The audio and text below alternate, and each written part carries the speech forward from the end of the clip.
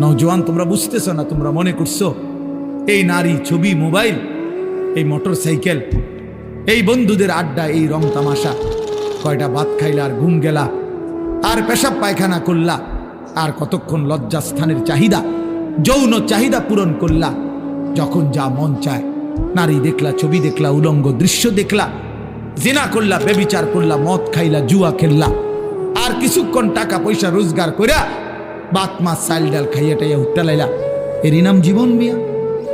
এরপরে আর কিছু নাই ভাই। তাইলে তো সেই জন্য প্রস্তুতি কোথায়? আমি প্রায় বলি যে এটাও যেমন 4 কালারের পৃষ্ঠা, এটা কি সুন্দর সাজাইছে ডিজাইন করে, কিন্তু এই পৃষ্ঠা তো একদম খালি। আল্লাহ তাআলা বলে, বান্দা মাটির উপরে তোমার ঘর কত সুন্দর করে সাজাইলা, মাটির নিচেও তো তোমার একটা ঘর আছে, সেই ঘরের নাম হচ্ছে কবর, সেটাও তো তোমারই ঘর বান্দা, ওই ঘরটা এরকম খালি রাখলা কেন?